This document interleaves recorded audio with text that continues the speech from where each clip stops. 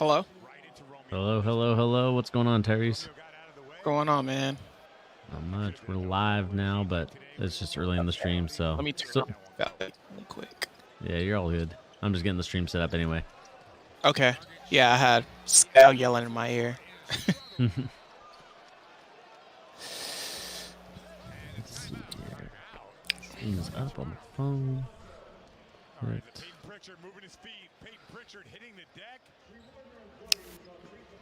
And I guess we could put on the scoreboard for the Nets and 76ers while we talk about the 76ers, actually. Oh, yeah, they're playing right now. Let me switch to that game. Let's see what they're doing.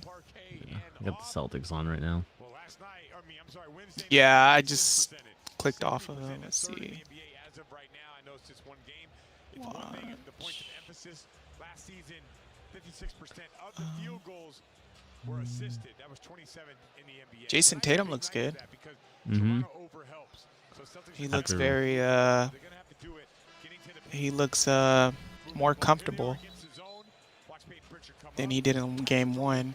Let's see here. Again, I do apologize, everybody that's on the stream right now. I'm just getting things set up, and we'll be good to go in about like a minute or so. And of course, you know, we got our boy Tyrese here in the building. What's up? What's up?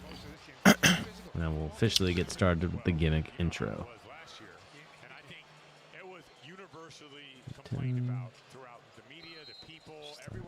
I forgot that Toronto had Goran Dragic. Oh, we got Al playing tonight? Okay. It's a Big Al. Big Al. All right. You ready, Tyrese? I'm ready. Let's do it. All right. How is everybody doing? This is, of course, your boy Bernie here on The Charge, giving the latest NBA news and rumors and also basketball opinions. Of course, guys, we're going to talk about a lot of things tonight. Specifically, we're going to talk about this Boston Celtics situation with us and what we thought of the overtime game. Obviously, double OT. Talk about Jaylen Brown's performance, talk about Jason Tatum's performance, and also talk about the team performance in general because, you know, this is Ime Udoka's first game that he coached, and right now, currently, he's coaching against the Toronto Raptors, so we can kind of do maybe like a little live analysis on him coaching right now, but mainly we're going to talk about the Knicks game and talk about like what we liked, what we didn't like from that game, and really get into the nitty-gritty details of what the Celtics team can or can't be this coming season. We also, of course, going to talk about the Ben Simmons situation because it has gotten progressively more complex, more in-depth, and I know Tyrese is actually going to go on a rant this time and not me. So that's something new for the channel here first. But before we get started, guys, please remember to hit that like, share, and subscribe if you're new to the channel. Remember, guys, the more likes, the more subscribers, the more that this channel will grow and develop and to be something that we want it to be here on The Charge, right? We want to be a community-based group. Like, we want to make sure that everybody's included. We want to make sure that anybody that wants to talk basketball, no matter your skill level, no matter whatever it is, and continue to just talk about the game because I think it is very interesting to get different perspectives of the game and kind of learn it in different avenues in different ways. And of course, like I talked about, we got donations, we got merch. Of course, we got the mug. Tyrese always talked about his mug. I'm gonna let you know right now this mug is it's pretty good, right, Tyrese? It's very great. It's great. I love it. Anyway, enough of the shameless promo. Again, we're also watching the 76ers and Brooklyn Nets game as well. And as we're kind of monitoring the situation, let's talk about the 76ers first. Again, to everybody that is tuning in or watching this video afterwards, because I will make this into a video, we're going to talk about the Ben Simmons situation because this, to me, has gotten progressively more interesting and more complex as time has gone on. More so that nothing really has changed other than, the main thing is that Ben Simmons will not play still. And the biggest thing that just kind of came out today, and if we can kind of bring it up on my channel here, we, of course, have to talk about Ben Simmons actually expressing a seek to return to the Sixers and is seeking professional help. So if you guys don't know, Ben Simmons feels that he is not mentally ready to be playing the game, and this is what Sham said from The Athletic. When Joel Embiid in the meeting, I'm told, asked Ben Simmons about why he wanted to trade. Ben Simmons responded that mentally he's just not feeling like himself right now and needs some time away. I'm told that was met with no response back, and there was other team leaders such as Tobias Harris, who then publicly and privately supported Ben Simmons and let him know that he could take time away and get mentally right. So after being kicked out of practice, being suspended for 1 game, Simmons will now miss Friday's opener against Brooklyn. It's unclear how long he will need to be to get his mind right, but in the meantime, I'm told Simmons will seek professional help to make sure that he's able to get back on track and get on the floor after he did express to his teammates that he wants to play, but he wants to get right mentally before he's able to do so. It is believed the 76ers will support Simmons as he goes and seeks professional help. So I want to kind of preface this with a caveat. Obviously, I think both Tyrese and I don't want to speak for him, we both agree about the mental health aspect of it, like making sure that all athletes are taking care of that. That's a very important thing in order to kind of be your best self. But Tyrese, I kind of wanted to throw it to you. I just want to preface that just to let everybody know that's our stance on mental health in general, just about like sports, make sure that that's taken. That's number one. And then number two is obviously making sure that basketball is number two, especially if you're a professional basketball player. That's kind of priority number two. But Tyrese, I want to let you kind of run the show for this part because I know you want to rant on it. And we talked about news before. With these meetings and stuff like that. What did you make of this? Not even just this news in general, but the Ben Simmons stuff that you wanted to talk about. I just find it really childish and unprofessional by him of, pretty much saying he has a back injury and he didn't even practice. He wasn't in team training or anything, and he's saying he has a back injury. And then now, yes, I understand mental health. I mean, is important. It's very important, but it just seems like he's bringing a lot of excuses, man. Like, it seems like every other day when, there's a game or something or he has to practice, it's always something, and it's like to a point, it's kind of like, Daryl Morey just has to pull the trigger. I know he said, it could take 4 years, but that's ridiculous. Like, in 4 years, he'll almost be pretty much 30 years old, and he'll be on the verge of probably being out like an afterthought, right? Because nobody's not going to want him for he's just not professional, man. Like, he's I don't know what's going on, but like showing up to practice with your phone in your pocket, you're half-assing drills. It's like, it's mind-boggling just to see that as a fan, but it's not a good look for other players, I should say, because, who knows, other players might try to follow what he did, in a monkey see, monkey do type of situation. I hope that's not the case, but, it's not good for players to look at, or just for the league as a whole, I don't like that, man. Like, I just think he just should retire, to be honest. Like, if you're not trying to play, you're not talking to your front office, to your manager, to Daryl Morey, he's just shoving everybody off, and it's like, well, just go home. Like, it's like, what are you doing here? It's like, if you're not trying to play, we're not going to pay you, right? So it's like you're just bad energy in the locker room, right? So, that's my take on it.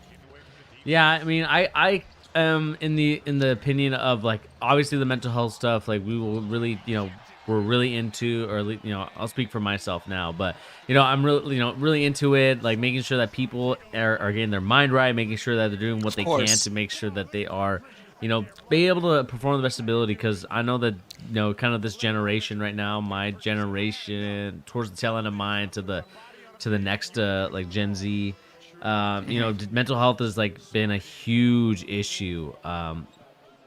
Like, it's kind of like a rising issue for many of us. And my thing with Ben Simmons is that, I've talked about this for years, more so with him this the summer and everything like that, is, that wasn't the first thing that he did, right? And, when you don't say anything about mental health or anything like that, it worries me to a little bit of an extent, because, like you said, it's a bad look to say, like, oh, I struggle, I want to get traded, do all this type of stuff, this antics, and then all of a sudden you're saying mental health. Which I think, like you said, it does leave a bad precedent for people that actually are struggling with mental health. Exactly.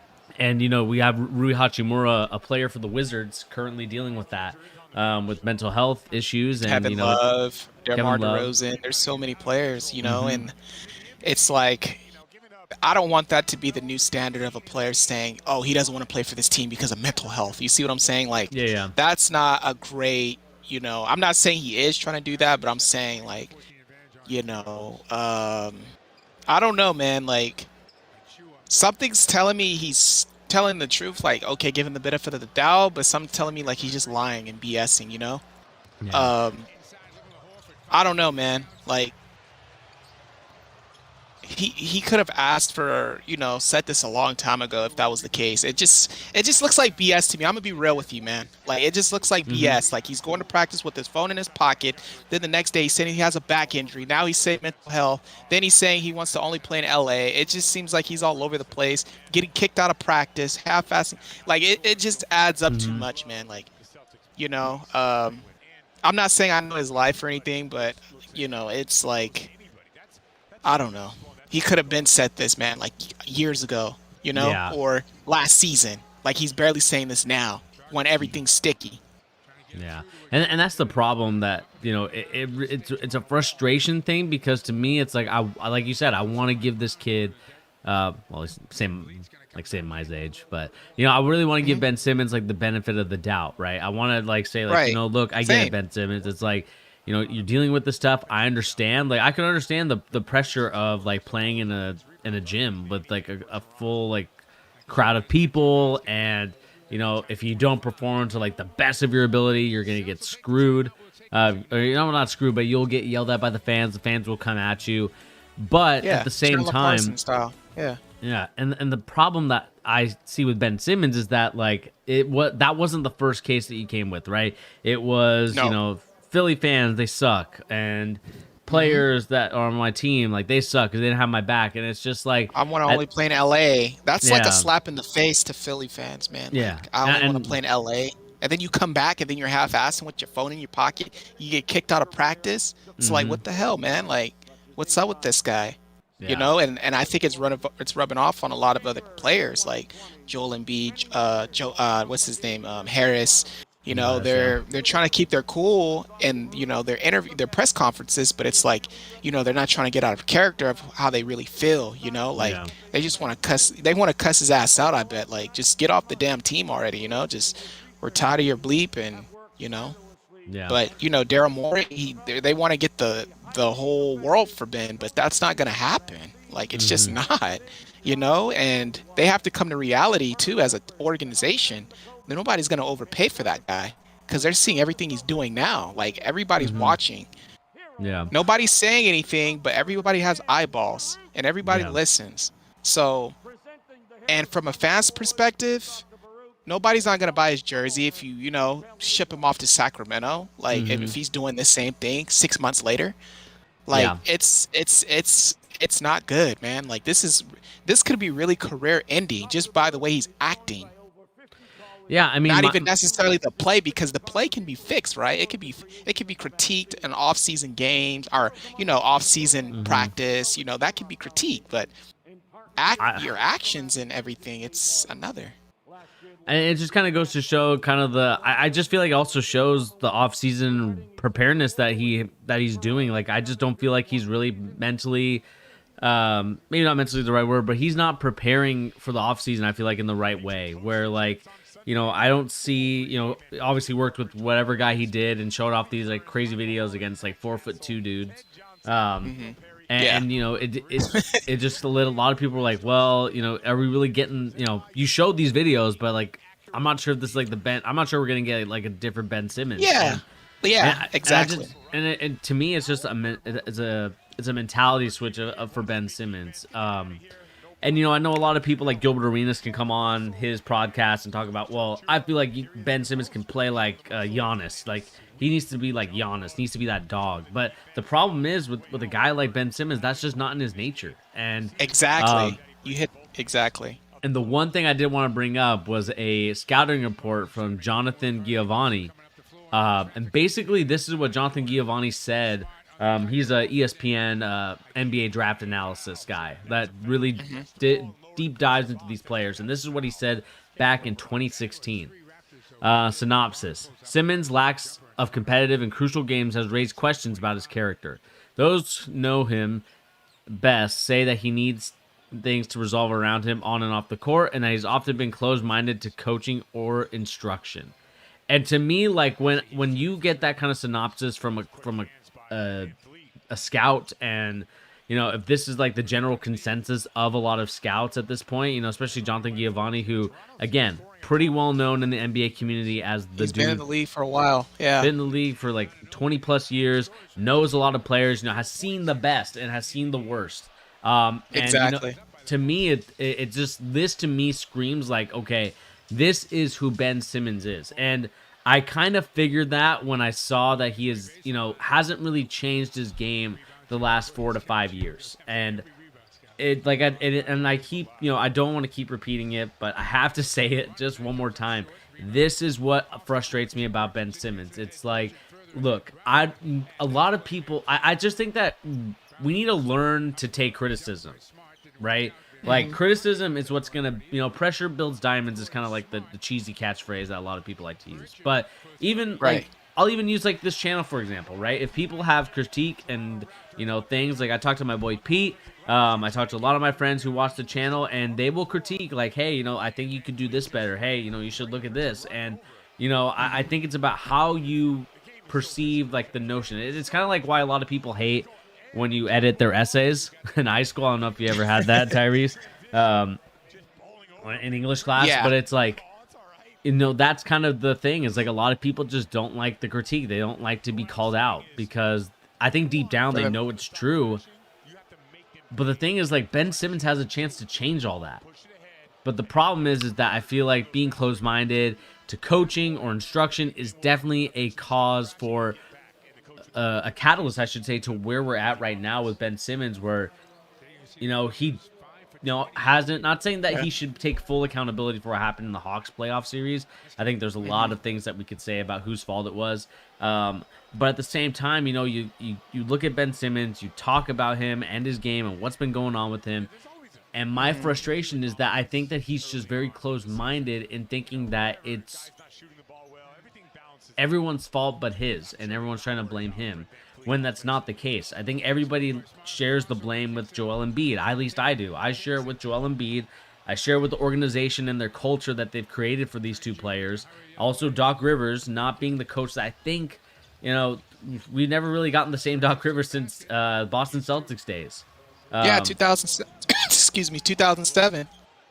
And to me, like, when I see that, it's like, I just get frustrated. Man. I get frustrated with it. Yeah, it really is, because it's like, but I don't know, man. Like, I don't know if he's the only child, but he could have that only child syndrome, like, to where he's used to being the main focal point. Let me check upon that, because stuff like that, I look at stuff like that when I'm at. No, he has siblings. It depends on, like, if he's the youngest, if he's the oldest. Middle child. I think middle child syndrome is real, like just being the middle child of any family. Yeah, that's true. Because I mean, you're just, I think, it's like the first child's the experimental child, the last child's like, okay, we've kind of done our thing and we perfected our parenting style, which I think a lot of, and that to me, maybe that's what happened to Ben Simmons. I'm 96. I'm not sure how old his other siblings are, but they look a little older. I know his sister went to Arizona State, at least from her bio. But that even if he isn't, he's been the main focal point. I mean, he's made millions of dollars. He was the number 1 pick overall, correct? So, he was the focal point at LSU in college, in high school at Monterey High School. He's been the guy. Like, now everything's flipping on him, so he's not used to that. So it very well could be mental, for all we know. You know what I'm saying? Because he's used to being the star. He's used to being the so-called next LeBron. Like, it's not happening, and he's still a young guy. I mean, stuff like that can, it can affect him. Yeah. So for all we know, it could be, but it just looks very strange to me how how he's showing up to his job. Mm-hmm. He's showing up not like he's trying to contribute or play, and he's just trying Yeah. to BS, and that's rubbing off on dudes. Yeah. I know it is. Like Harris and Embiid, it's rubbing off, man. Like even you seen it with Embiid. Like I don't. He said it straight up. Like I'm tired of this man. Like some like Yeah. he's it's that this bridge has sunk. Like it's done. Like like whenever you have Doc saying getting the question, do you think he can be a championship type of point guard? He says I don't know about that yet. Like that's a red flag. Yeah. Um, You know, it's just so many other things. Go ahead.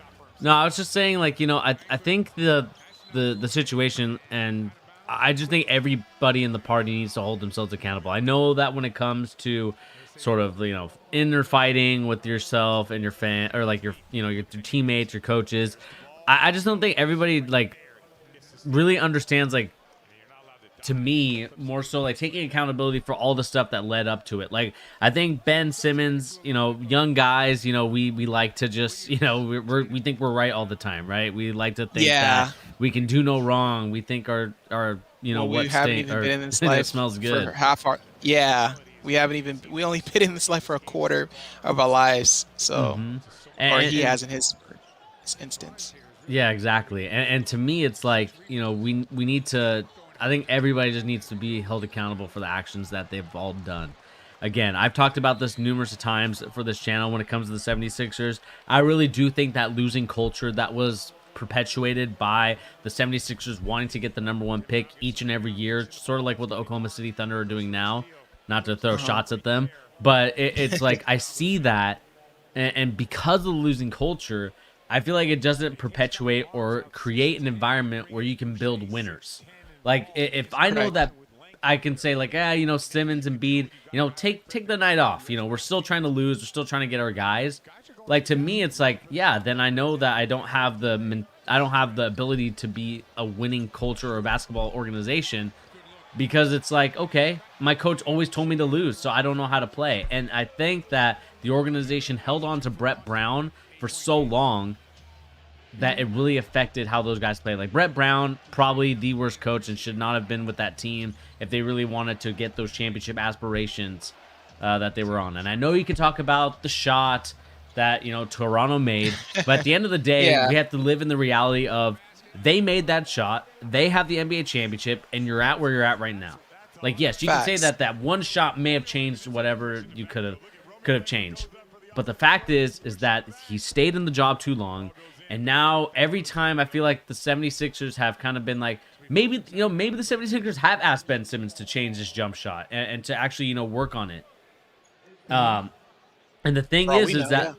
and the thing is that, like, when someone tells you something, like we were talking about with this this Jonathan Giovanni report, it's like those people just kind of be like, well, they tell me I need to shoot, but I don't really think I need to, or I don't really need to do anything. Like, I feel like I'm fine. And the problem is that they don't understand that they're trying to help you and get better. And I just feel like no one in his camp is there. They're all yes men, They're all yes men, and they don't hold Ben Simmons accountable. and that's a problem Mhm. because he's still very young. So whether that's 5, 6, 7 years from now, they're still going to be yes men. So where they're at now, he needs to look somewhere else to get people who aren't Yeah. who tells him what he needs to hear, not what he wants to hear, because it's honestly stunting his growth, man. Like somebody's pulling a string and telling him to just pull up. I don't know if it's Rich, I don't know who it is, but they're giving him the wrong advice, man, because he's just making himself look bad, getting kicked out of practice, phone in his pocket, half-assing drills. Like somebody told him to just go, just show up, don't worry about it, just Mhm. we need you there. That's what it looks like to me. Somebody, I Yeah. don't know if it was his agent, I don't know if it was Nike, I don't know who it was, but somebody just told him, just go, we need you to go. We need you to go, Um, he doesn't want to go. He doesn't want to be there. Yeah. So somebody's telling him something, because if he doesn't want to be there, why is he showing up? You know? Yeah.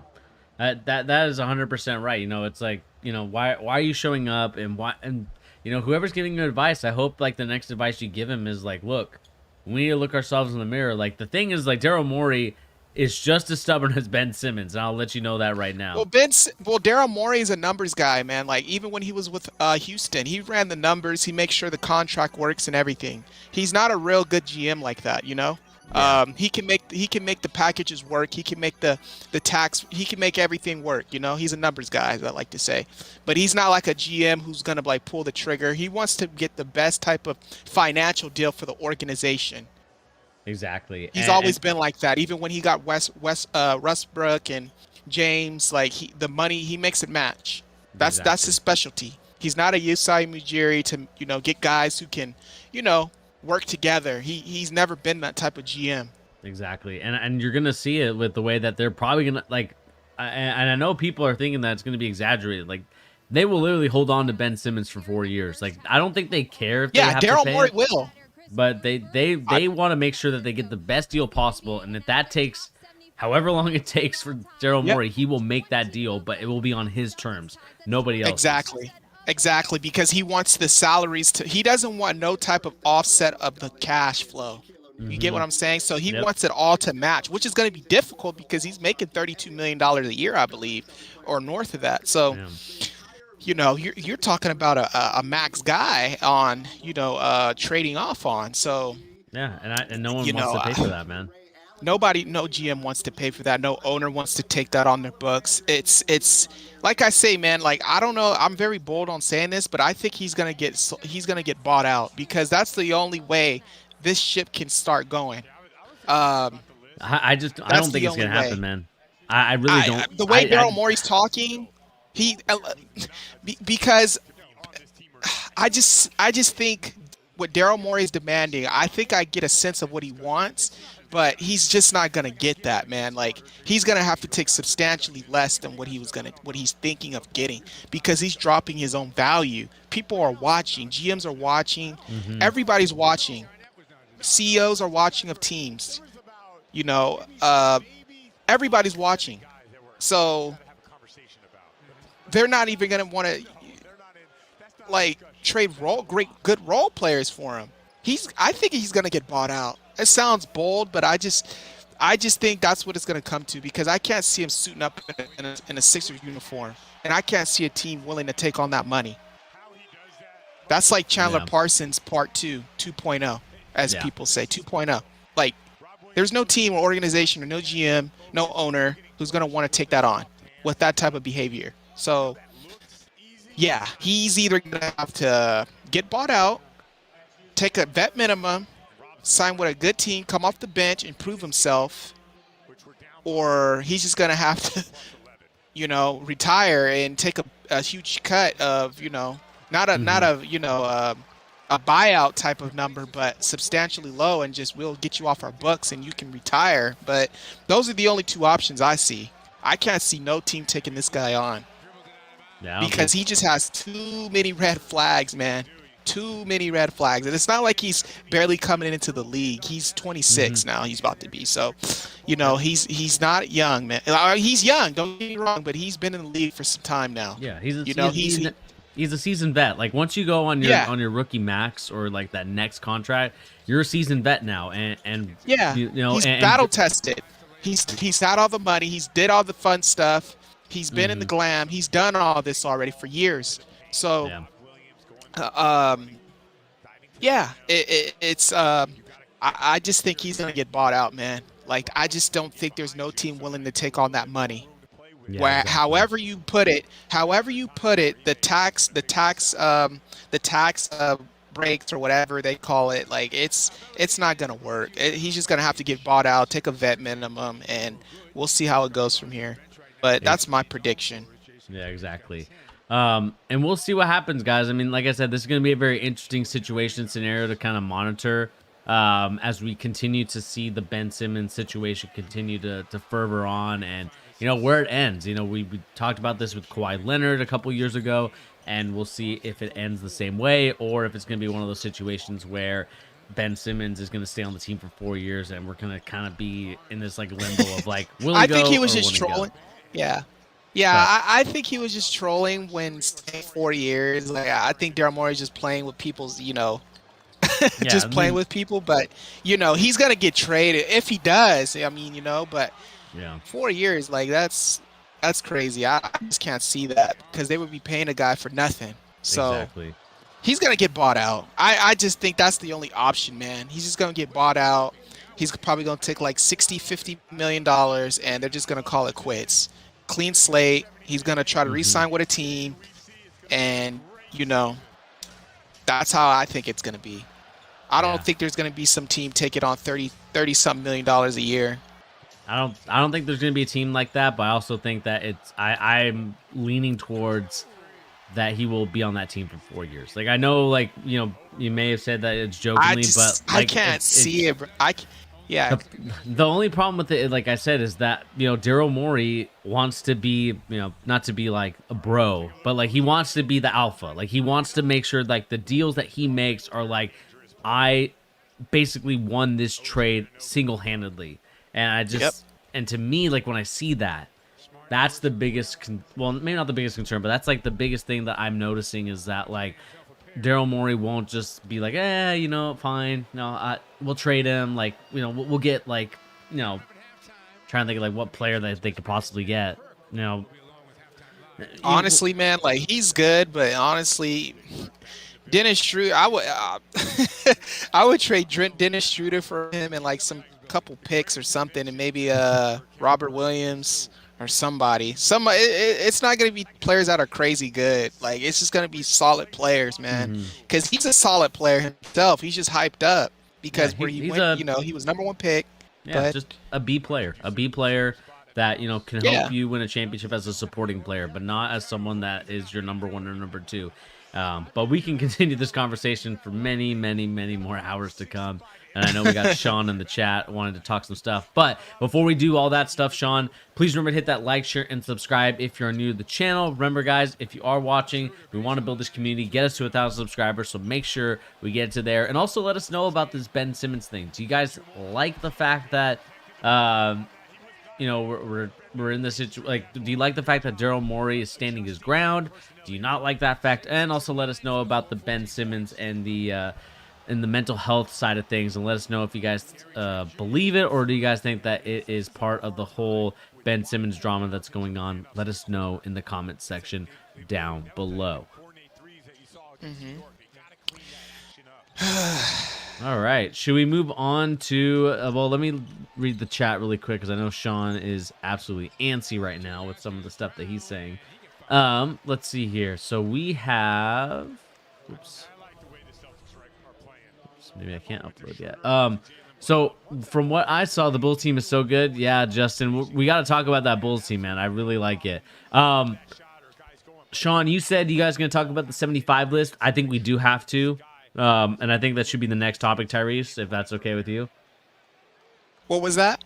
Talking about the 75, the 75th Oh yeah, we can anniversary talk team. about that. Yeah, Let's talk we about can talk that. about See, we'll talk about the nominee or the people like on the team, the subs that you felt like were on that team, and then also Sean was talking about the Phoenix Suns owner. Yeah, man, it's one of those things. I want to kind of wait until everything is out there, like both sides, like the story itself and his rebuttal, because I think it's a very dicey situation, and I kind of want to wait for more Yeah. news and kind of let it play innocent till proven guilty in my mind. But again, it's kind of one of those things that we have to wait and see more information and more evidence before we kind of go into it. But we will talk about the 75th anniversary team. And let's just talk about it, Tyrese. The 75th anniversary team was revealed by the NBA recently. And this team, of course, is illustrated with tons of great talent. I kind of want to make this big so everybody can kind of see who is on this roster. So I will read kind of the names really quick of these players.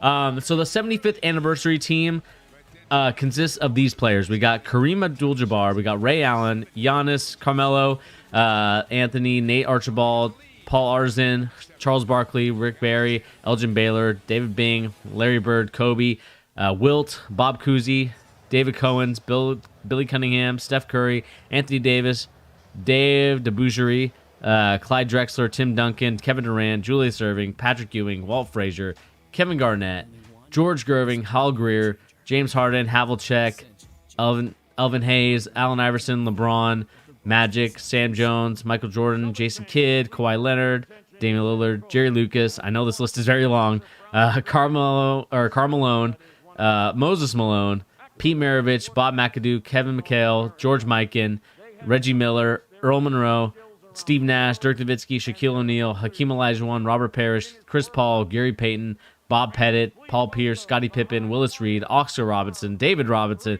Dennis Rodman, Bill Russell, Dolph Skies, Bill Sharman, John Stockton, Isaiah Thomas, Nate Thurman, Wes Unhill, Dwayne Wade, Bill Walton, Jerry West, Russell Westbrook, Lenny Wilkins, Dominic Wilkins, and James Worthy. Whew, that is a mouthful. That's a lot of lists. That's a lot of names. I do apologize, people, for reading a list that you probably could see on the screen, but I kind of wanted to say the name so everybody knows who is on this list. So, Tyrese, this list consists of a lot of, these 75 obviously voted by, I believe, the media and I think former players, I believe. So this list consists of 75 players, obviously just reading 75th anniversary team. That's the gimmick. Was there any surprises on that list that you thought, man, how did that person make the list? Was there anybody like that was on your mind? Anthony Davis. Anthony Davis? Yeah. How does he make it before Klay Thompson? I didn't understand that, but then again, it's like I understand the market he's in. Mm-hmm. He won a championship. It's equivalent to Klay's 3 championships he won. His one since he's in LA, but I think he shouldn't have been on that list just because he hasn't really. I don't know, man. Like Mm-hmm. he's a solid player. Don't get me wrong, but he's not like he hasn't done more than Klay has, to be honest. Like in my opinion. Mm-hmm. What did you make? Oh no, go ahead. No, I was just gonna say as much like a scorer and a someone who they can count on because he's disappeared. Last year's playoffs, and the only time they really won it was in the bubble. Yeah. So I think that was something that stood out to me on the list. One player that I kind of wanted to talk about a little bit. Sorry, Tyrese, to cut you off. No, you're good. One player I kind of want to talk about more so, like, do you think, like, we're Boston fans, so I'm going to obviously kind of go more so the Boston side of things, but do you think that, like, guys like Paul Pierce or Kevin Garnett should have been on this list? Oh, yeah, absolutely. Absolutely. I don't even see how James Harden's on the list. Like, who made this list? Like, I don't get it, man. Like, some of these guys never even been to a well, he's been to a finals, but he was younger. He's never been battle tested, like, in the finals, like a couple times or so on. Like he's a good player, but he doesn't deserve to be on 75. Like at least I would get KG on there and Paul. Both, honestly. Yeah, I'll even throw Rondo on there before Rondo. Oh my goodness, Rondo. Yeah. He's won a chip. He's been the key guy on a team. He's won a championship with the Lakers. Mm-hmm. So why not him? I think we're just going to be throwing names on there, some of them. Yeah. I mean, I know a lot of people want to make fun of like the old white dudes, basically. That's kind of the trope that a lot of people, just because, they played in an era where like the dribbling was just absolutely ridiculous. Mm-hmm. And of course people love to compare it to today's game, but I just feel like that's kind of, you just can't. And I know that people love to do that. But the one thing that I kind of am interested to see, like, who was not on this list is Dwight Howard. Like, I think, to me, I think Dwight Howard should have made this list. And whether that's over Anthony Davis or whoever else was on this list, like, I think Dwight Howard in his prime was absolutely a beast, and people prepared for him like no other when when it was the Eastern Conference, when it was just the Celtics and the Magic battling it out. And we've had some great rivalries with that Magic team, and I just think that he was really that dominant. I think what sucks is that he wasn't particularly dominant for so long that a lot of people kind of like brush it to the wayside. Yeah. And I think that he really does deserve to be on this list. Like he's good enough, I think, to be top 75. Oh yeah, of course. There's a lot of guys who are off this list that are just like, what? Who made it? Jason Kidd was solid, but he wasn't like anything great Hmm. like Dwight Howard was. I mean, Dwight Howard won a ring now, so um, yeah, I didn't get some of this list, man. Like, it's just kind of like, what the hell? But Yeah. you know, Some other names that I think kind of got. What about Tracy McGrady? I know Tracy McGrady is one player I feel like in the NBA is the most is probably one of the most polarizing players. I feel like because hmm at in one spectrum people are like the amazing plays, everything that he does, like everybody is like. Wow, Tracy McGrady, how is he not like, especially when the Hall of Fame stuff is coming up, like how is he not a Hall of yeah, Famer? And then there's the other side that is kind of like, well, he got bounced out in the first round every time in the playoffs and never really made it yeah. to the finals. And I think a lot of people kind of hold that weight. Like, do you think a guy like Tracy McGrady, should he have made made that team, the 75th anniversary team, or do you think it was okay kind of leaving him off? T-Mac, yeah, I would have T-Mac on there. I mean, if it wasn't for his injury, he would have been, he would have probably won a couple rings, man. Like, he was talented, but yeah, man, I just don't like this list. Like, I didn't make too much of it. I read a lot of the names. I was just like, oh God, like I stopped reading what some of the people on there, like Harden and some of the others, Hmm. but hey, you know, well, it's kind of like scratch your head, like who the hell is making this decisions? Like, is this model based? Like, how is this determined? Like, are they doing analytics on like position wise, and then they're plugging it in? Like, I don't understand it. Yeah, I mean this, and Sean, you said I think that one third of the old players in the black and white days could be removed, but are on there out of respect. And I think that's really it. We can talk about like guys like you know like your Sam Jones. You can talk about guys like who else is on here that like George Mikan, obviously the originator of the Mikan drill. You can talk about like David Cohen's and those type of guys, David Bing or Dave Bing. Like we can, talk about those guys and be like, well, they played in an era where it was like totally different. But I do think that they should be on the list just due to the fact of like historical reference for those players. They really Oh yeah, they put in a lot they of work. Yeah, revolutionized like the way the game is played. Not saying that, they went from like, dribbling one hand, looking down, right hand the whole time, right down the court. But what I do think that is cool about this is that you obviously need to pay respects to the older players. One person that was not yeah, on this list that's going to draw a lot of controversy just due to the fact that what he's going through right now with not being with the Brooklyn Nets currently is of course Kyrie Irving. That's kind of the biggest name that I think a lot of people as well have not saw on this list. I know Sean is a big proponent in that guy not getting on the list. But when it comes to a guy like Kyrie Irving, Tyrese, do you think it's fair or not fair to leave him off the list? what was that? I'm sorry, it cut out. Um, do you believe that it was fair or not fair to leave Kyrie Irving off the list? Uh, I don't know, man, because some of these guys still have a lot of time left in their career. I feel like this list should have been the players like who are like, okay, we know that person is going to be a top 75 player, like, for the 75th Hmm. anniversary, like LeBron, so on, Curry. Um, is Steph Curry on that list? Steph Curry is on this list. Okay, yeah, so like him, they don't have Clay on there. They don't have, do they have Kawhi?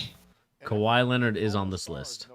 Okay, yeah, so they have all the, I don't know. I just think, yeah, Kyrie Irving could have been on that list. He could have been on there. He could have been on there before James Harden. James Harden hasn't won a ring. James Harden hasn't even been in the finals. Well, he has, but they didn't win it. But that was when they were younger, and that was like a, luck thing in a way. But they, lost it. But Kyrie Irving, if it wasn't for his injury, he would have been to, what, 4 consecutive finals? Yeah, I mean that's the thing too with Kyrie. I know I really do think that I think his decisions about the whatever the vaccination status that he has, um, I really think that did play a part into this. You think so? The I think politics? I think it's a little bit of politicking. Like again, like I don't agree with Kyrie in some sense for some of his things, but I think to deny him as like someone that is a generational talent type of player to not be on this list, like not saying that Yeah. not saying he's going to be like really high on this list and be like, yeah, he should be in the top 10 of the 70. It would be No, no, fun. no, no. But It he would be, deserves to be top 60, 65, 70. Like, yeah, towards the tail end, I'm it on would be there fun to before actually T-Mac. it'd actually be fun to actually rank these players and not just be like, well, 75. We'll just get 75 guys. Right. Yeah. But and I And two, know. you have to remember. Oh no, Oh, the only thing I was gonna say is like I know Sean's not gonna agree with what I said, but I said what I said. yeah, man. And not to get too like political or anything, but like the league is kind of like democratic, like they want everybody to get vaccinated. Like I have nothing against it, not trying to get political, but I just found that strange how he's not on it. Mm-hmm. He's won, he's been to 3 consecutive finals. Like I'm not a big fan of him, but come on, like he deserves Yeah. to be on there, man. Yeah, I mean, I'm not a fan of him either after what he did to our Celtics roster and organization. Exactly. I actually But had. then again, like you said, I was just gonna have some inside information on that. On you that have some team. inside information. More so, like kind of what was going on when he was there. What was going on? Kind of like what I think Sean's actually being a good teammate is prerequisite for being an all-time great, in my opinion. And Sean, I agree with you. Kyrie is not that. And that's actually what I was going to talk about. I have someone that is friends with one of the players, a French player, and he would always text one of my coworkers who works with me now at the high school. And he would just talk about like the fact that he was like one of the most like unapproachable players because of the fact that he was basically like he's a huge celebrity, right? A lot of people want to get to know him, want to be around him, Right. and I think he let that get into his head a little bit, and then I just feel like he kind of went the Kanye route and just kind of went with doing different things and other things like that, and that was You kind of hit it what on the my friend head. was talking about with his friend that was on the team at that time when Kyrie was there. And it just kind of led to like some like really tension filled practices, led to some just kind of like it's not very fun team environment. And Sean, like, I don't know if I kind of talked about it yet with you in terms of like what you just said in the chat, but And- yes, being a good and- teammate is a requisite for it. Yeah, and to go back to that, like when he was with us, like I don't know if you recall, but in a lot of the interviews, he would always say, "Yeah, these young guys, like they're not experienced." Like he was just like shooting them down, and like they're more talented than him. You know what I'm saying? Like he would say, "Oh, these guys are young, like they don't know what it takes, and I'm here to provide that." Like, he has a personality disorder, I say. Yeah. And Jaylen Brown, he has a very competitiveness to him. I actually know someone who was at like one of the like I forgot what he said he did, but he was at Cal Berkeley for something, and he met Jaylen Brown, and he was like, Jaylen Brown is kind of like he's an asshole, like he thinks he knows it all. You know what I'm saying? And that's kind of how Kyrie Irving is. I don't know if you recall, him and Kyrie Irving used to always get into it. Like they would always be battling in practice and like talking trash, like you know what I'm saying? And I Yeah. think those two strong personalities didn't match. You know what I'm Yeah. saying? And then you got other guys just looking like, oh, what the hell's going on? You know what I'm saying? And you got Smart, who's a guy who's just like that. You know what I'm saying? Who's competitive, who tries to act like an alpha. You know what I'm saying? And then you got it just didn't work. But Kyrie has a personality disorder. One minute he's very handy, and then the next minute he's He acts like an asshole. Um, Definitely. he, like you said, like he was going through a Kanye phase, man. Like I remember Still he is, had to be like honest. gloves. He had like gloves like when he was with us, and like The the Sage. top of the gloves were yeah, they were cut off. Then you Like have the he was going Sage through as a whole well. Just phase, man. Yeah, just yeah, trying the to like. sage burning it. Yeah, man. Like that's when that Uncle Drew movie like dropped and he was like recording. He just changed, dude. Like he thought he was just like someone who was gonna be a Michael Jordan type, like hmm movie, won a championship, playing for us. Like he thought now it's just like nobody thinks about him, and I think that's getting to him too, as well as the vaccine.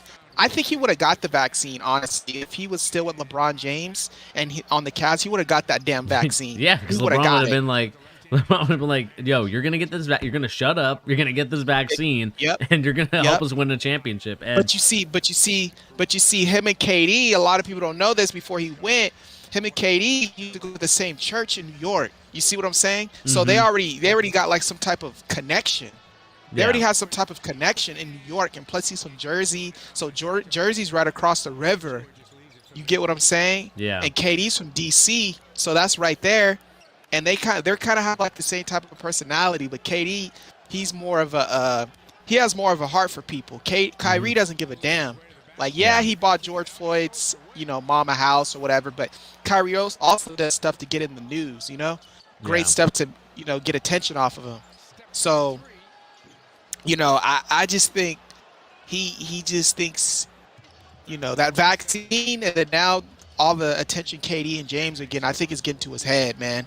But if he yeah, was with LeBron, oh my God, he would have got both of them. Everything would have been great. He would have been playing, but he's cool with KD. He's cool with Steve. Steve's not that type of coach who's gonna call him out. He's hmm more of a yes man type of head coach, and I don't think that's good for the Nets. yeah, Um, because he's not really like a strong-headed Dan Tony who are yell at your ass and bench you. yeah, yeah. So And I think kind of just to also kind of lean or talk a little bit more about this. I agree 100%, Tyrese. It's like, I think the antics that he does, I think the fact that he's unvaccinated, I think that all does play a part into why he's not on this list. And whether it's right or yep, wrong, that's the way it is. And I think that we'll see what happens with the rest of his career if he doesn't retire, or what happens with that the whole be, ordeal. Um, yeah. it'll Because be if you interesting. listen to him, oh, go ahead. No, no, no, go ahead, go ahead. No, I was just gonna say because if you listen to him on his IG live, he goes, "Yeah, I'm not gonna let some vaccine like retire me." So it sounds like he's doing this for attention because it's like if you're not gonna let some vaccine stop you from playing and getting your money, why haven't you gotten it? hmm So it looks like to me he's trying to get attention. Yeah, He's an attention seeker. Like he loves attention. He might seem like he doesn't, and like he comes off nonchalant and like try to hmm throw people off, and with his sniffles, how he used to do with us when he used to be interviewed, like his whole body, like language, it just comes off as like I'm the shit, and like you guys are second fiddle. But now in Brooklyn, it's not like that. Now yeah, they have an MVP. Now they have a champion who's a two-time champion and an MVP. So it's like you're the third option. He doesn't want to be a third option. He wants to be at the worst a second option. How he was, which is him and KD. yeah. Now that's not there. You see what I'm saying? So I just didn't understand that when I watched that live.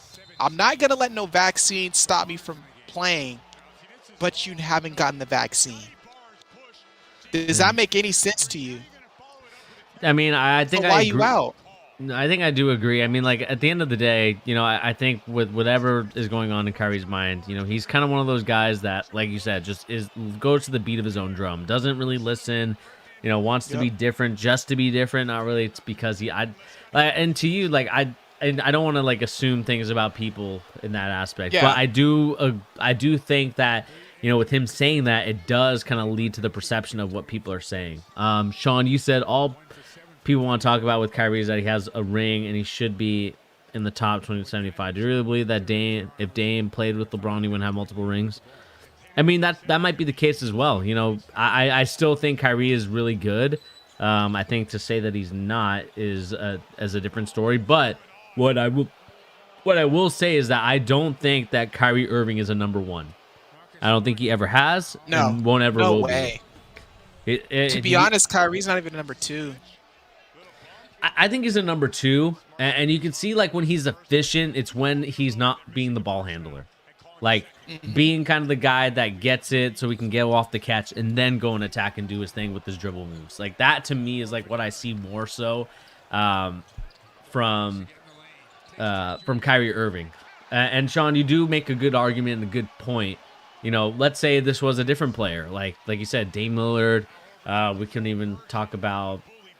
I can't even think of what other guards that could be like during that time. But you know, you do make a great and interesting point, Sean. Like maybe Dame is in that spot, and I don't think is Lillard in here. I think he was in here.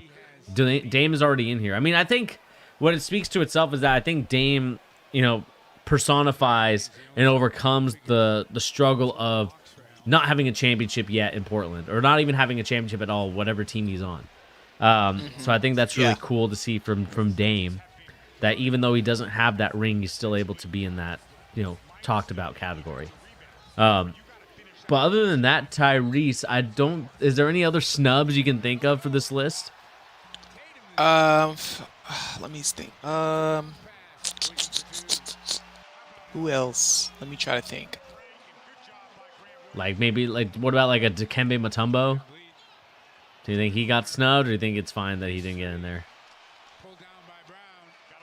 I mean, there's a lot of guys who are.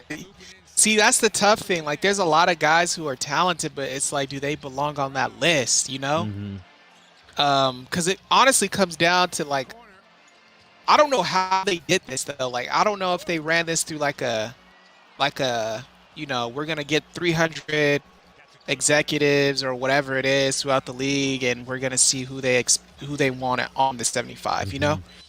Because some of these players, they don't deserve to be on there, in my opinion. Dwight Howard snubbed. Sean, we did talk actually about Dwight Howard. I said he did get snubbed. I said, not sure we're at what point in this video that I said he got snubbed, but yes, he did. Klay Thompson got snubbed. Klay Thompson. Yeah, I think Klay Thompson. I think another player that got snubbed, and I know this is going to be one that is crazy for me to even say because I'm not even old enough to remember this player, but I do remember watching the highlights. Bernard King. I think he was a guy from that 70s era where, you know, he won the championship with the Knicks, I believe. And let me double check myself to fact check myself. But I do believe that Bernard King got snubbed. He was probably one of the best scorers in that time era. Yes, he did play in the 70s. I felt like he should have been on this list. And I know that's crazy to say because it's a player from the 70s, but he did bring the championship to, especially if you're going to put Patrick Ewing on this list. I feel like you have to put Bernard King on this list.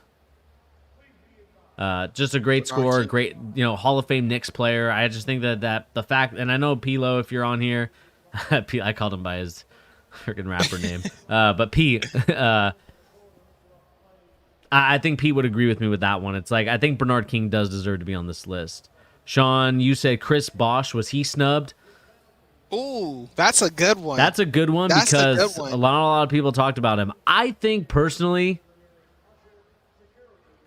I want to say no. And the reason why I say no, and maybe Tyrese will disagree with me, the reason why I say no, even though he was a very important Heats player and is probably one of the most underrated players to talk about for that team, I think if he was individually on his own team, I think he would have made the list because I think like his game really translates to what the NBA is now currently with its bigs. And I just think the fact that he didn't really play, he was the number 3 on his team because obviously Dwayne Wade and LeBron James were going to be 1 and 2 no matter what order it was in. Chris Bosh, I felt like just was always going to get the short end of the stick, and I just feel like the stats and kind of like the All NBAs didn't really match what he really should have been if he was like on his own team or if he was even like a number 2 on the team. What do you say, you Tyrese? I think he deserves to be on there just because he's won 2 rings and he was really good with the Raptors. He was one of the best power forwards in the game. Uh, you know, Hmm. if it wasn't for if it wasn't for his injury, he would have won another ring with LeBron. I think he would have went to Cleveland um, before Kevin Love, but that injury it screwed with him. Then I think didn't he have like a heart condition or something like that too? He had a heart condition because he was going to sign with the Houston Rockets and go back home because he is from the Houston area. Yeah. But the problem was is that because of the heart condition, he wasn't able to play on that team. And I think that's where, unfortunately, which sucks to say, I think that's where like he probably didn't make the team was for that reason. And I think that he was able to have those extra years of playing.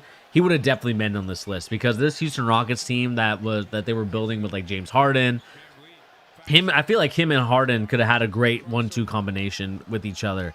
And I think it would have been a lethal combination, knowing the fact that those guys really play really well together. I think what their games would have complemented well with each other as kind of like a stretch big and not playing with a guy like Clint Capella. Even though they did develop Clint Capella, I think that playing with Chris Bosh would have definitely helped their team a lot more.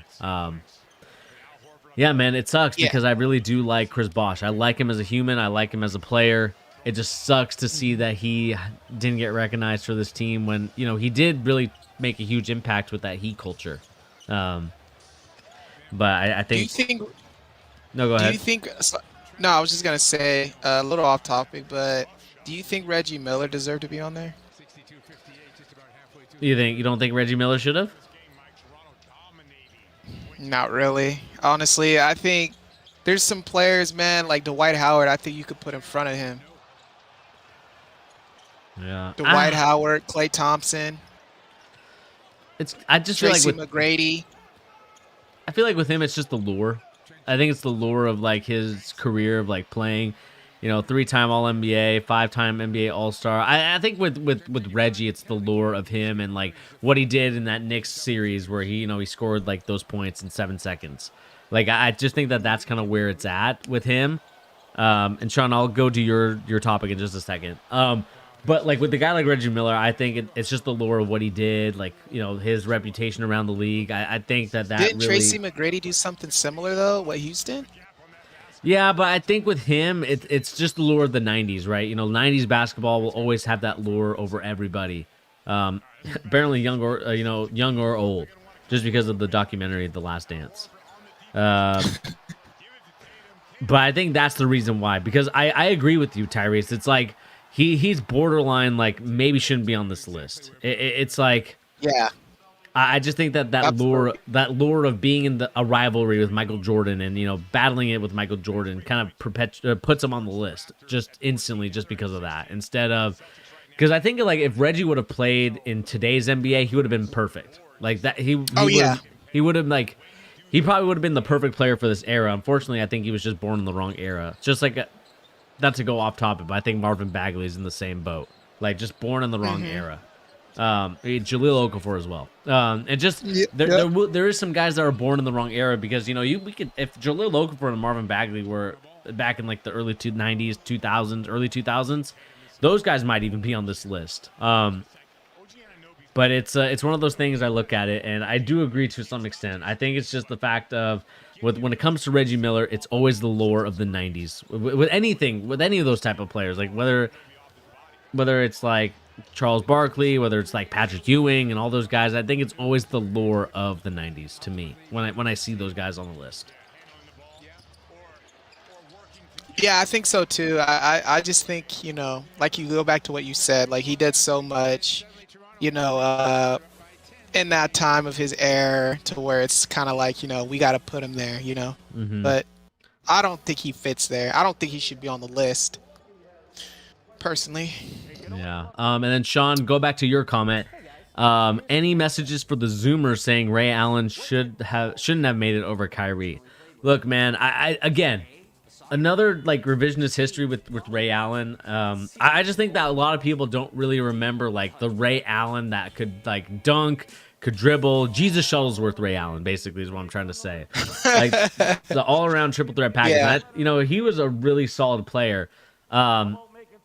Or like he was a really freaking good player, at UConn, and then went to the Bucks and played really well. then went to the Sonics and did his thing. But unfortunately for Ray Allen, I think the thing that sucks is the fact that his teams were never that good until he became kind of known as the 3-point shooter in Boston and in Miami. And I just feel like that's where a lot of people just remember Ray Allen from, is just those times, when really, if we remember Ray Allen, he was that dude in the 90s, like the mid to late 90s and to the 2000s. Like, he was that good. And I just think people forget about how good he really was. Even now, currently, I think a lot of people forget about Ray Allen when they make lists and things like that. But he was really good. Again, one of my favorite players to watch and play.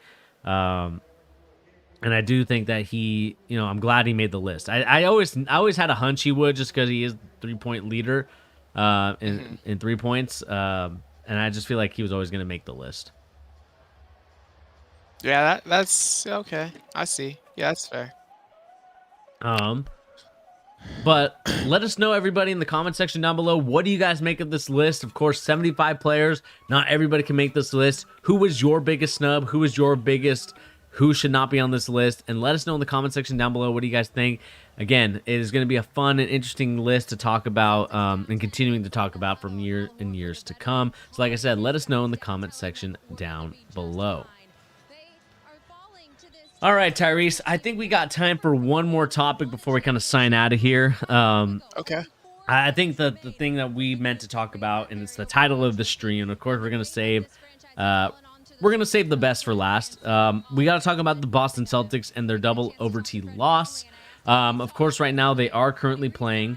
Let me check what the score is of their game currently.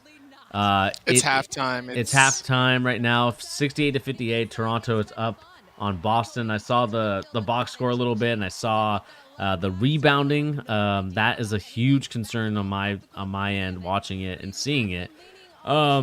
Yep. 32 rebounds to As 40 rebounds, and I believe the offensive rebounds is off the chain, if you will. I'm not sure if that's right. Yeah, it is. Like it's. 16 compared to 4. Yeah, man. It's just like Dennis Schroeder doesn't look like he even wants to be out there. Like, he just looks like, screw it. You guys aren't starting me and putting your faith in me. I'm half-assing. Like, that's how it's looking to me. That's how it looked game 1 to me. Like, looked like it was just effortless. Besides, like, a couple possessions when he made those baskets and, like, some good defense, But it seemed like he was just, I don't know, man. Like, I feel like we should trade him. If somebody's willing to take him.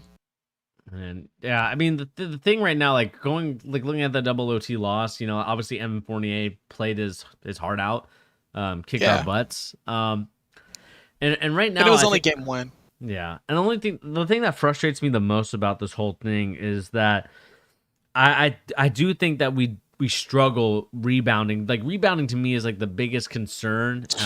Yep. And the fact that we're getting out rebounded 16-4 with offensive rebounds. And again, I talked about this a lot of times with the Milwaukee Bucks. It's like those guys have found a formula to win the game, and that formula is getting more offensive rebounds by taking more shots and really getting in positions to get those boards. And the problem is that we as a team and organization don't do a good job of rebounding as a team. We kind of let our bigs, or like Tatum, and to me, it's like I feel like we need to add more. Again, it goes back to the point guard position. I want a better point guard. I wanted Lonzo, but it is what it is on that one. My huge concern right now is we're not rebounding, and if Jason Tatum has a game like he did in the first game, where he was like, missed 23 shot attempts in a game, that's a concern and that's a red flag. And I just don't think that's something that you can have as a viable thing for this organization. I think it's a concern, man. Yeah, it is. It's a big concern. It's a very big concern. Like, we're very small, man. Like, blocked by Robert Williams. Yeah, I agree. Yeah, I mean, to me, it's like when I look at this team, like, I see some really great players. Like, I love Time Lord. I think he's going to be a good player. I think we should trade him, man. I Ah, think we should I try to get value out of him while he can. He's just too undersized. Like, yeah, he can block, he's cool, but when you're going against like 7 foot guys like Gaffer, like from the Wizards or somebody, like, Joel Embiid, Anthony Davis, like he's gonna get eaten alive. hmm. Like he's a good like, backup power forward or even start him at power forward, yeah, but we need like a real big. Like I wanted to get Valanciunas so bad. He would have been good for us, I think. I Um, mean, I want to trade on Al the Horford. glass. I want to trade Al Horford. I want him gone. Like he did amazing things for us when we had our kind of our core I team, think but I wouldn't be I want him shocked gone, though. man. Yeah, I wouldn't be shocked though if we try to go after like Towns or somebody. I can't see us like sticking with this roster. I think Al Horford, Robert Williams, and probably like Marcus Smart are gonna be traded out Yeah, I mean, we talked for about like it. a star. We didn't really get a chance to talk about it, but Marcus Smart did get suspended, um, Hmm. and for one game, I believe, or something like that, where he For got for suspended. for not show yeah for not showing up to the flight. Yeah, He and I mean missed his that's flight, and I guess that was a team rule. You can't miss the flight or anything, and yeah, man. you know. I think a lot of people they don't understand like the camaraderie of like being together as a team. Like that stuff matters. Like in order to be a winning basketball culture, in order to be a team that cares about winning, um, it's more about like the camaraderie, like knowing like each other, kind of like getting to know each other, getting to kind of be together as a unit, be together as a team, kind of learn like, okay, what are our strengths, what are our weaknesses. And when you don't really have that for an organization like we do currently with this roster, because it is comprised of very young players, along with some players that have been around here for a while. Um, it's just you want that. I think Udoka's trying to get that by bringing everybody together. To me, like when I look at all this stuff, I will say the Boston Celtics are a team that are in identity crisis mode at the moment. Because yes, it is Jason Tatum and Jaylen Brown's team, but at the same time, it's like after those guys, who's really playing a lot of the minutes? It's Mark. Nobody. It's like Josh Richardson's playing in that spot. Romeo Langford's now getting more of an Those guys increased role. suck. Honestly, I'm sorry to say, but Yeah. they're not like no key contributor for us, man. Like, come on, we brought back Jabari Parker. Why did we re-sign him for? Why? It's because what? That's all we want to get people we're used to. We're not even using the guy we got from Memphis. What's his name? The center, the Hernan 6'10 Gomez, center. Honcho. Yeah, we haven't. He hasn't even touched the floor. Last game, he didn't even touch a minute. It's like, what the hell are we doing? You'd rather have big booty Grant Williams on the Man, floor. I mean, he did make. I will say this: like Grant Williams did make some good shots in that game. Yeah, and I think he scored that helped him on that 8-0 run that led them to tying the game at the end. But at the end of the day, my thing with it is, of course, where is the help for Jason Tatum and Jaylen Brown? Like that's been my concern, and that's where, again, I am worried that we're going to be the 7th or 8th seed for that we reason, are. because those guys aren't going to be helping. And to me, like when those guys don't help and we don't have that support system to help those guys, it's going to lead to a situation where Boston Celtics fans are going to get pretty agitated. I want the Celtics to be a team that, again, goes back to the glory days of dominance in the NBA. But right now, Honestly, bro, like I'm not trying to speak for all Boston Celtics fans, but like Boston fans, like in Boston, they wanted to keep Kyrie. Like when he was doing all that shit, like it kind of like scares me because like the old Celtic fans, like they would call shit out, like they mhm, would let it be known this player is not what he needs to go. yeah, Like they wanted to keep him, bro. Like why? like why would you want to keep Kyrie Irving? yeah. Like Um, yeah, no, I agree there. It's like, a guy, and I said it like back then, it's like if Kyrie wants to go, just go. Like don't be one of those guys that like, if you'll have me, like just be straight up. Like if you want to leave, just yeah. leave. And that's fine with me. And that was kind of more so with like Kyrie's situation. But for the situation we're in currently with our roster construction, it is a huge mess. We have Enes Kanter, again, he doesn't really touch the floor. Hernan Gomez, like you said, a guy that should be playing. Bruno Fernando, a guy that I really liked in that draft class that he came out of. I think he should be playing. over some of these other guys. I love Peyton Pritchard. I think he's a really good player.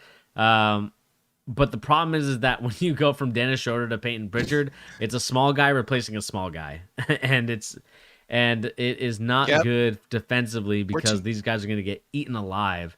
Eaten alive and swallowed and spit out. Like it's kind of like, dude, we're miniature pit bulls out there. Like Marcus Smart, Dennis Schroeder, they're all miniature. Like Obi Toppin was going crazy on us. Mm-hmm. Mitchell Robinson was getting boards like crazy on us. Like, I think it just Brad, he didn't want to do too much in the first like gig. You know what I'm saying? Mm-hmm. He didn't want to make too many roster moves. He wanted to get people he was comfortable with or had, or, MA coach like Josh Richardson in Philly, who he had a connection with, same with Will Hardy and a lot of these other people. I think they didn't want to get too much familiar faces yet. So they wanted to just get people who they were familiarized with, or, they coached, or, that Brad had in the past and knows the system. But they didn't work when he was there. So why would you want to get him back? Why? Because you're scared to make a move? You're scared to trade pieces? Mm-hmm. You're scared you're going to hurt their feelings? Like, dude, this is the business. And that's another thing. I feel like Brad is scared to trade guys like Romeo, guys like, what's his name? Grant Williams. Yeah, nobody might not want them, but they're tradable assets. Like, they could be packaged with, they could have been packaged last year with Robert Williams. Robert Williams is a good player, man, but he can block, but he's not going to be like no big guy who we're going to put on Joel Embiid. Like, he's going to get eaten and get in foul trouble because he wants to jump too much to try to block. That's like a guy off the bench. He's not a starter, like, get value for him, trade him while you can, because he keeps getting injured, man. So sooner or later, all those injuries is going to be to a point to where he has no value how he did now or last year. And Brad is going to mess that up, in my opinion, because he wants to just get people who he's familiarized with. Yeah, I think my frustration really more so is the fact that, we're kind of like in the same position that we've been in the last couple of years. And we talked about it a numerous amount of times, Tyrese. It's frustrating because I want the Celtics to actually go out, become the team that I know that they can become with guys like Brown and Tatum. But right now, we're currently getting dominated by a Toronto Raptors team that really, in my opinion, is really weak. And it's not a team that I'm like, that's like, oh, well, they might be like a top, 8 seed. Like, I think they'll be in the 6 through 8. But like, they're a team that I'm not like, yes, this team is really good, so I can see why we're struggling. But right now they're whooping us without what's his name? Sorry to cut you off. Without Pascal. What's his name? Pascal Siakam. Yeah, no Siakam, and right now we're looking like a bunch of JV players, and it's frustrating because, like I said, Tatum and Brown, in order to take that next step, in order to become like the MVPs and kind of like the All NBA players that I think that they can become. I just think that was a wrong move. Whoever made that move to get MA, he's a nice guy, but it's like, you got two cornerstone guys. You don't need to get a guy who's unexperienced with a head coaching position. Yeah, he coached under Pop, but there's nothing like leading the charge. You know what I'm saying? Like, he's never led the charge before. Like, they should have gotten Rick Carlisle, someone who knows how to orchestrate pieces, someone who knows how this stuff works. Yeah. Like, he's never been in the trenches of leading guys, a team. He's just been an assistant. Like, that's different. And when you got two guys like this, you can't afford to just, give him time, give him 3 years. When their contract's up, they're going to want out. It's going to be too late. Yeah. Then you're going to come back and say, well, we tried everything we could. Well, you didn't, because you could have got someone who was more experienced and who knows what the hell they're doing. Not somebody who you're trying to put on trial just because, Wick wants to be cheap and not give Rick Carlisle $60 million. Like, I don't know, man. It's just... Yeah. And two, it comes to a point too, Wick just wants to be extra cheap, man. Like, he's not trying to spend top dollar. If he's not someone who's flashy, who could sell tickets like Kyrie Irving or Kemba Walker or get Ime Udoka, whose wife is Nia, like, it's a pattern for me, man. Like, he's not getting guys who, like Aaron Baines, he let him go. Like, for what? I mean, right now Like we're some currently of getting this stuff dominated, is man. like, yeah, some of this stuff is like I can run this shit, man. Like it's common sense of what we need. Mm-hmm. Like we have the money. Like I don't know. One thing I was gonna add is that there was, trade rumors of, players that we could potentially get, former actually lottery picks, number 1 and number 2 respectively, I believe, of that draft class, if I'm not mistaken. Marvin Bagley and DeAndre Ayton are rumored to. That's where we're gonna try and go with. Do any of those guys kind of say, like, yes, this is the person that we should go after? No, he doesn't fix our problem. He doesn't fix our problem. You want to know why he doesn't fix our problem? Because we don't have no bench. So let's just say if we do trade, Marcus Smart, who's coming off the bench for us, or Al Horford, that's 2 guys and some other pieces for a guy. Okay, yeah, he's gonna get us what 12 and 11, but we're still gonna be screwed because we have no bench. You see what I'm saying? Like, it starts all within free agency. That's what we messed up on, bro, is not getting guys in free agency. We don't have to keep trading for people. Like, we got to sign guys, but no one wants to come here because we don't have the infrastructure as an organization, and we don't have the guys on the as a head coach. Nobody like Karl Anthony Towns is going to want to play for MA. A guy who's never been a head coach before. This is his first year. What guy who's, a superstar, let's just say if it's let's just say I don't know who's a superstar right now.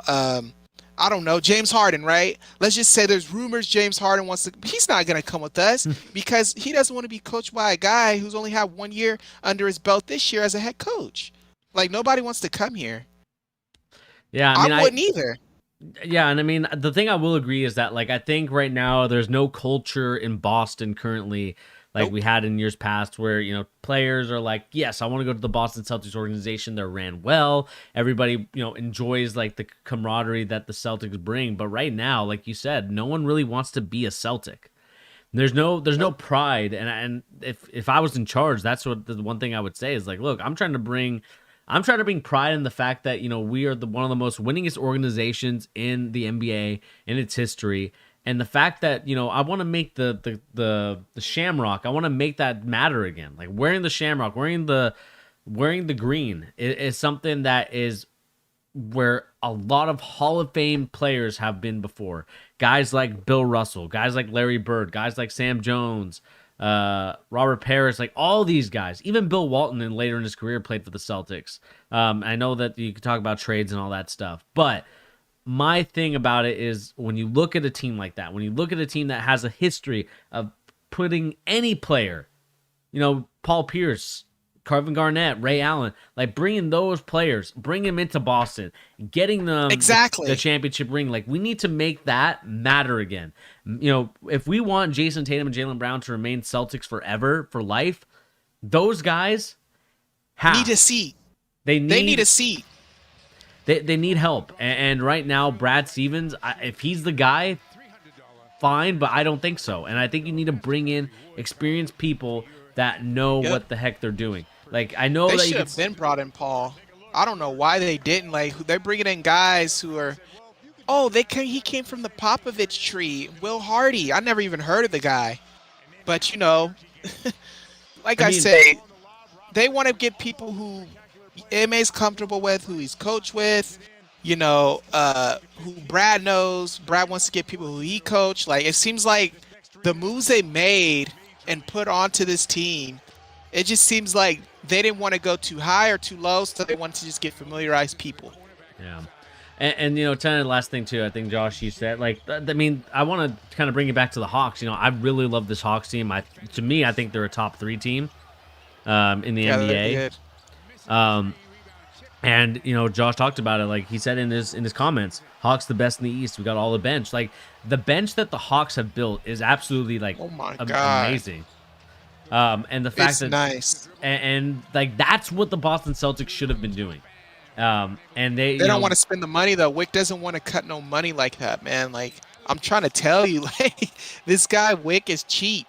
Like he wants to keep Grant Williams because he knows he has a cheap contract.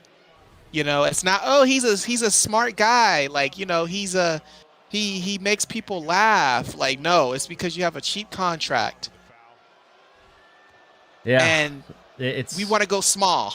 We want to go small. It's like, why do you want to go small with a 6'5" guy playing power forward or center? You should have seen us when we against Mitchell Robinson and Obi Toppin. It looked like little fifth graders out there. yeah. It was a joke. I mean, and it really took like a spectacular effort from Jaylen Brown, who we know can do it, but to ask your superstar to do that every night, I feel like is unrealistic for any player, not even a superstar. It's just unrealistic for any player to perform at that level all the time. Like, scoring 46 points, yeah, I'm sure they could do it. Like, I'm sure Jaylen Brown, if you give him enough shot attempts, could do it. But at the same time, you can't that can't be like your reliance every time. And you know, I want there to be more so some consistency for the Celtics. And right now, it's so inconsistent. It's not anywhere near where it should be at the moment. And like I said, we could probably talk about this for hours on end about the Boston Celtics. Yeah. And I would love to do that at some point. Maybe through the halfway season, you know, maybe even through the quarter, you know, 25% of the season, and talk like, you know, hey, where are the Celtics at currently? Like I said, I don't want to overreact to one game. Yeah, of course. But I will say that, you know, when we're getting linked to, you know, guys like DeAndre Ayton and Marvin Bagley, it's one of those things where I'm not sure if it's going to help us too much getting those two guys. Like, yes, it'll definitely help us in some regards, but at the same time, we need more bench. Like Romeo Langford, Aaron Naismith not getting any PT currently. I don't think Aaron Naismith got any PT in that Knicks game, if I'm mistaken. I could be wrong on that.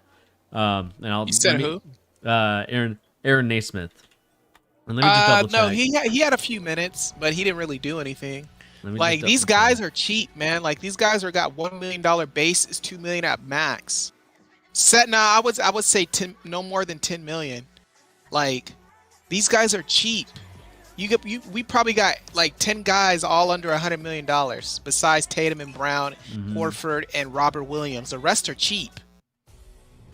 Yeah, and again, It's like, it is frustrating, man. Like, get what you pay for, man. The Hawks actually are putting their money where their mouths are. Like, they re-signed Collins, they're paying him big money. Trae Young's making big money. Lou Williams is making good money. Like, Clint Capella has big money. Like, they're actually, like, you have to pay for quality. Like, one thing about Wick, he doesn't want to pay for quality. Yeah. He won a championship. He's like, we're worth, what, $3.5 billion. You know, hey, I'm not going to spend all this money. Like, I want to pocket more for myself, you know? Yeah. And again, you know, like I said, we could go on long conversations about the Celtics right now. But what I will say is this. Like, right now, the Celtics are not looking like the teams like they were in the years past.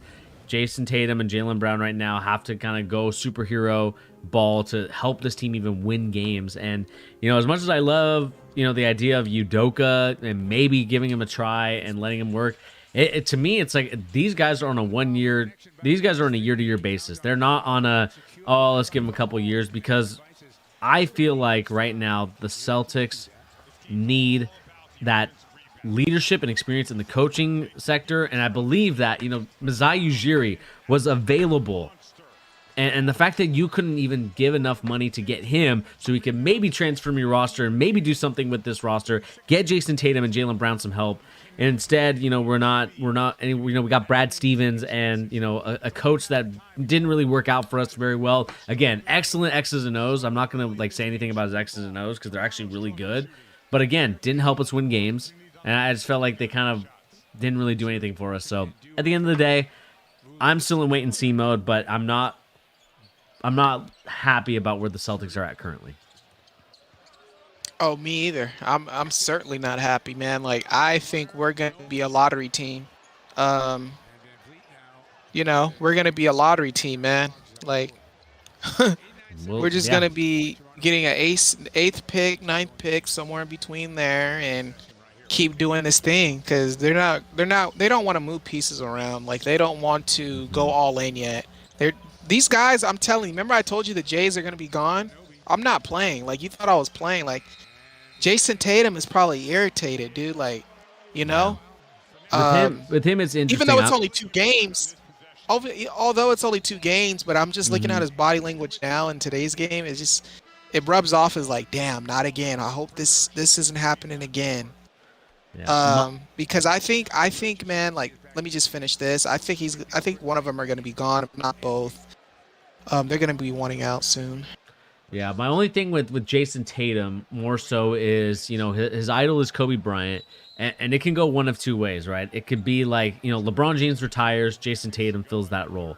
Or does Jason Hmm. Tatum want to go the Kobe Bryant route where he stays with just one team throughout his whole career? That is one question that I have posed, because I feel like he's a guy that, yes, he did sign his, rookie extension um 2 years ago, I believe, 2 years ago or last year. And with him, No, I honestly think, let me just say this. I honestly think he's not, just because, okay, let's just say if he does win a championship, right? Like, if AD's still there and LeBron retires and they win one, like, he's not going to be idolized more than LeBron, more than Kobe, more than Shaq, more than Kareem. Like, there's too many people there that have a name over him if he was to go there and win mhm, a ring. Like, he's just going to be another guy who won a ring, you know? yeah, Like, again, it's not really gonna, it's gonna mean something, but he's not gonna be like on the Mount Rushmore like LeBron, Shaq, Kobe, you know, um, and the others. yeah. And So again, I think he's gonna be the one to stay. I think Jalen Brown's going to the Hawks. I think he's gonna go home. That's my bold prediction. I think Jalen Brown's gonna be out. okay. Well, let us know in the comment section down below, my Boston Celtics friends and Boston Celticites, and let us know what you think about our analysis and opinion of the Boston Celtics. Again, both me and Tyrese, Boston Celtics fans, we love this team for better or for worse. It's kind of like one of those long marriages. You just have to deal with them. Yeah. But let us know in the comment section down below. What do you think of the Boston Celtics? Do you agree with Tyrese? Do you think Jalen Brown is gone? Do you think Jason Tatum's gone? Let us know in the comment section down below, because this again will be a conversation that we probably will be having again once the quarter of the season ends, and we can really get an in-depth analysis and look at a multiple amount of games instead of looking at just one and even two currently that is going on right now against the Toronto Raptors of October 22nd, 2021. But with that being said, I do want to appreciate you, Tyrese, for coming on the show and, kind of doing your thing here with me. I do appreciate you coming on and talking some sports, man. It's been I would say it's been a long show, but it's been a great show kind of talking like, the Ben Simmons things, the 75 Hmm. team and who should have made it, who should not have made it. And of course, Boston Celtics news, like we always like to talk about. Do you have anything to say before we kind of head out of here? Sean, I see your comment, Wiz Pacers OT. I see it. Um. Yeah. Well, I just seen something now. Joel Embiid just said Ben Simmons is still their brother. He said he's still our brother. To the fans. Mm-hmm. And then Gerald Green retired, and Dang. he will join the Rockets staff. I see. But other than that, there's no other news I see, Yeah. or I I mean, have anything else to say. yeah, I mean, just like really quick with the Embiid thing. I mean, it's kind of one of those things where like I don't think Embiid can kind of say anything now because of what Ben Simmons said about where he's at currently mental health wise, and I think it's one of those things like as much as you would love to, or as much as you would like to, from Ben Simmons' perspective, or sorry, not Ben Simmons, but Joel Embiid's perspective, time to call him out and say like, no, man, like whatever it is. I just think Embiid is tired of it. Like I think him saying that we're not here to babysit anymore, I still think that that's true. Yeah, I agree. Well, let's see here. But anyway, guys, hopefully you guys do enjoy the rest of your night. Of course, I do appreciate each and every one of you for tuning into The Charge, giving me the latest NBA news and rumors, and also basketball opinions. And again, guys, we do have shirts. We do have mugs. Everything that you see here is available for purchase. If you guys do mess with the channel, if you want to support it that way, that's always, it's always optional. It's not mandatory. I'm not asking you to do it. But the one thing I will be asking you to do for this channel is going to the YouTube channel, hitting that subscribe button if you're new. We go to my channel. You hit that subscribe button. That should be over here in the right corner. Hit that subscribe button. Let us know in the comment section down below what else we can do. Again, there will be some changes to the show coming hopefully next week. That is my hope. Waiting on some information and some on some stuff getting figured out for the channel. So definitely be tuned for that coming in the near future. But as we say, thank you again for joining us here on The Charge, getting the latest NBA news and rumors and also basketball opinions. Please remember to hit that like, share, and subscribe. I know I keep repeating myself, but this is very important for the channel's growth and continued success, so that way we can do giveaways for you guys. We can, give away some jerseys, give away some, basketballs. Like, I want to do that stuff for you guys, but in order to do that, I need you guys to support the channel and get this channel to 1,000 subscribers before we can start doing that stuff and start, really giving back to the fans. Not really, I don't want to call you guys fans. It's more so a community, and kind of like a squad, if you will. And I want to give back to you guys, so make sure to hit that like, share, and subscribe button. More specifically, the subscribe button and like and share, because that leads to more viewership and leads to more people watching the channel. But with that being said, thank you again, Tyrese, for joining us. It's been a pleasure, as always, doing this with you. And please remember to hit that like, share, and subscribe. And I keep saying that over and over again, but I need that. But anyway, Tyrese, do you have one more thing to say before we head out of here, or are we good to sign off? I think we're good to sign off. All right, everybody. Thanks.